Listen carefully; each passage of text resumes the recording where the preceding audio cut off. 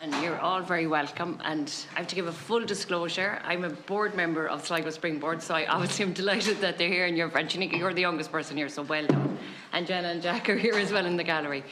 But you're all very welcome, and it's great to hear, your voice. And it is very complex. I suppose the issue is very complex, and we've had, because we've had different groups coming in, and it's so important to hear your voices about it and about, how. There is loads of benefits to having social media. But then I suppose what I'd like to ask is, what do we consider social media? Like, is YouTube considered social media? Is Snapchat? Is Roblox? Shanika, can I ask you about your study? Remember you said that younger ones were, that they used gaming was a lot of what they used. And what kind of apps were they using? Or even if it wasn't apps, like was it all apps, or kind of what was the stuff that younger people maybe were using? Smallies, the small ones.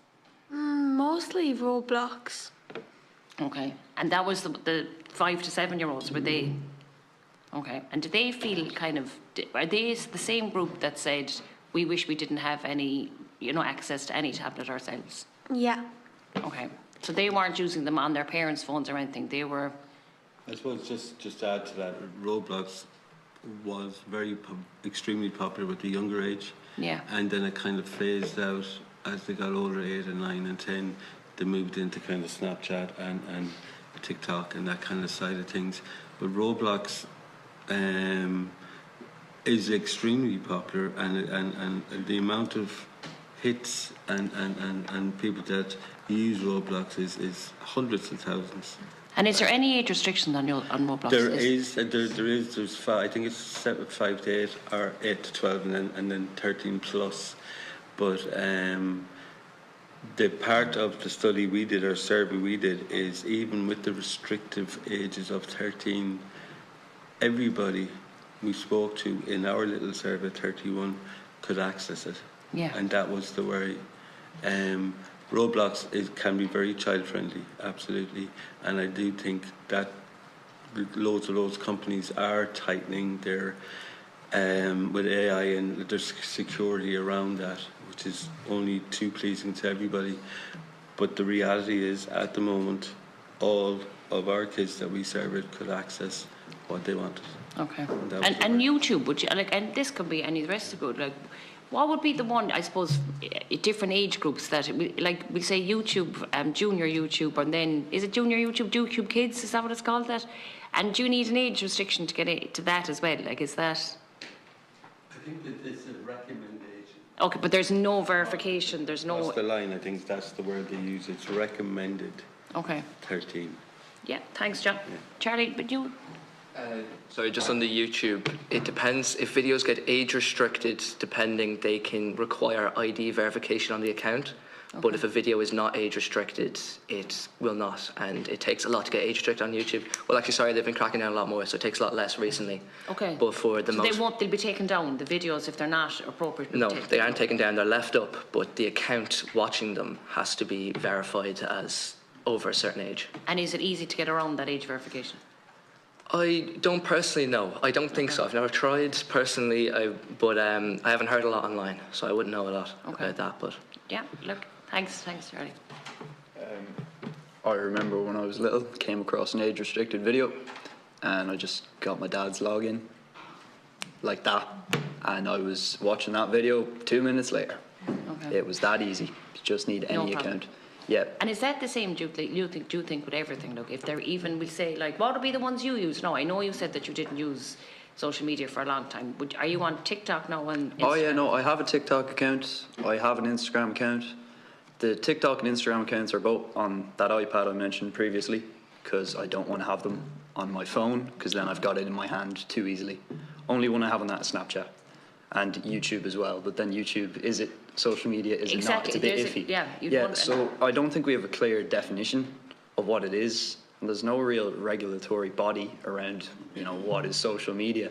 So it does come down to judgment of parents and, what do they want their kid to have access to. But a lot of them don't care because they don't know what's on them, Yeah. It's hard to tell. There's a lot of great stuff on YouTube, educational videos, tutorials. I learned how to tie a tie yesterday off YouTube, Wins or not. Yeah. And Shanika, you said in your study as well that often people got around, that most people got around the age restriction. Yeah. And how did you ask them that directly, like when you were doing your questionnaires? We did. It was an anonymous one, so like it was quite tight that it was anonymous. But the overall, when we were going through the results, the main theme was, we'll get there. Yeah. We can use it. It doesn't matter. So if my mum and dad have put a parental control on my phone, Johnny's only living 2 doors down, and so he can access it anyway. Do you know? And that's the gig. And it's like, going back to your point, it's like, if you ban, he's only living 2 doors down, and so he can access it anyway. Do you know? And that's the gig. And it's like, going back to your point, it's like, if you banned it completely, it would be 24 hours and someone's got in there. And that's the way. That doesn't take away from the real importance about these huge companies taking this a lot more serious. 100%. And that's the gig, I think. Yeah. And they'd hate a ban as well, the big companies, because they make so much money out of it and control, I suppose, as well, you know. Thanks, John. Sorry, no. Just to add to that, I think now it's very common that YouTube's on TVs. So it's a case of, it's not the child's login, it's permanently logged into the adult account on the TV, that I know, like, young children are well able to access a TV. They come in, their parents might be making the dinner, and they could put on any video. And obviously there's age restrictions with 18, but there's still content between 5 and 18 that isn't suitable for a 5-year-old if they're watching 16-year-old content that they would have access to. So that's just my point. And that again goes back to, I suppose, YouTube's responsibility itself. Yeah, Does it, or? Yeah, I think it's just a case of definitely more kind of built-in safety measures, and a case of just reviewing videos, obviously quicker if possible, and kind of more thoroughly. Yeah. And I just wanted to ask as well, Amber and Mia, that you said about having a phone that's used for primary school. Was it you that said that, having it for primary school use? Like, there's an initiative in Sligo that, I don't know, Shanika, do you know about it yet, that it's trying to have delay people using smartphones all across the county until they get into first year. It's only starting now, but they're trying to get all the schools to sign up to it. But there might be an option there to have, if parents need to contact children, to have a phone that is specific for a certain age group, that they don't have social media apps. I want to ask your own opinion. Like, what would be, when you're looking at, we'll say, harmful content, or looking at the algorithms, the addictive nature or the spreading of misinformation, what would be your favourite app to use, and why? Like, and what would be the one that you think causes the most harm in general, taking all those into account? If you think yourself, or what would be your favourite app to you, or even in terms of connecting with friends, or what would be the one you think is most beneficial? Shanika, do you want? Yeah, or no, whatever. Yeah, I think personally, it's probably an unpopular opinion in young people now, but I think WhatsApp is probably my favourite app, just because of the practicality aspect.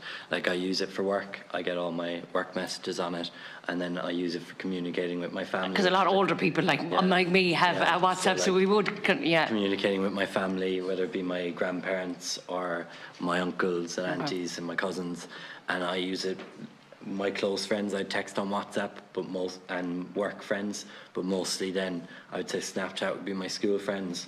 Okay. But and would you consider them social media? Would you consider WhatsApp and social media? I would. Yeah. But and then just to finish kind of your original question, just to say the most negative I'd say probably is Snapchat for me anyway, with the aspect of like that peer pressure and the negative sides of kind of school life and stuff following you home. And I think Snapchat is the app that tends to be doing that at the moment. Just with whether it be like was mentioned earlier, kind of groups where you're added and people are kind of ganging up on you, and that's following you home, whether it be you're sitting at your dinner table with your family trying to have dinner and you're getting these texts from a group that you don't even want to be in. So I think that's usually negative to young people at the moment. Okay, thanks, Noel. Mia, did you want to say it? I'd say my favourite app is probably TikTok. As I mentioned, that there is a lot of positives. Like you can pick up study tips, information about world issues. Like you can learn a lot. Like obviously there's negatives and you can spend a lot of time and it does take up a lot of screen time and you can lose track of how long you spend on it. But it is really fun and you can learn a lot from it. The more that you think, the amount of information that is shared on the app, I've learned so much about it. I've learned stuff about the doll from TikTok and I think it is really interesting. And then the negatives, obviously there's cyberbullying and everything on it, but TikTok does try their best to censor the comments, but not really. But yeah, I'd say TikTok. Thanks, Mia. Shanika, do you want to say what would be your favourite one, and why? And what would be the one you think is the most addictive and spreading misinformation? And My favourite app is Snapchat because you get to connect with friends, because some friends' parents could be strict and you can't meet up with them, so you can call or text on Snapchat. Okay. And would you see any negatives to it? Would you say? Only bullying, but I don't get bullied. Okay. Thanks, Shanika. Yeah. What about you, Luke? Would you? And do you think probably the older you get, maybe your use of different apps change, as well? You mentioned addictive nature. Yeah. TikTok, #1 for addictive nature Okay. by a mile, because it glues you to it and it hardwires your brain for short media content. And once you start, like Pringles, once you pop, you can't stop. It is quite difficult. And that can be controlled, that automatic scrolling, there could be controls around that. Well, the automatic scrolling is when the video ends, it scrolls for you, Yeah. which is even more dangerous. That means you can hold the phone, you don't even have to bother Autoplay. scrolling. Yeah. And that just shows how addictive it is built to be. It is literally, it's meant to hardwire you so that you use it as much as you can. And for a child or a teenager like me, you're going to get any addicted. of us, Luke, to be Oh honest, yeah, no, anyone. I know, yeah. all my grandparents are getting addicted to YouTube Shorts. Yeah. Because it's short-term media content. is short, and it's they really are. quick, Yeah, no, because know. it's quick-paced and your brain gets used to that Quick little satisfaction, dopamine hit. yeah. And it's turned into a biological response where you kind of need it. So if there was controls around that, around autoplay, do you think Yeah. that would, because you can turn them off, and we say Netflix, you can turn off, it goes on to the next, the series, you could be stuck in it forever as well. That's a very simple thing, that the default would be not to have autoplay. Well, the nature of TikTok is that you keep scrolling and you don't know what's next. With Netflix show, you have an idea. You know what's coming, With TikTok, it can be any video. I could go from football content to comedy to politics, bang, bang, bang, very quick. So TikTok is unpredictable, and it's built for you to interact with it as much as you can. And do you like it? Do you like TikTok as well? I love it and hate it because, I can waste 30 minutes easily, and it's wasting 30 minutes. You're mad.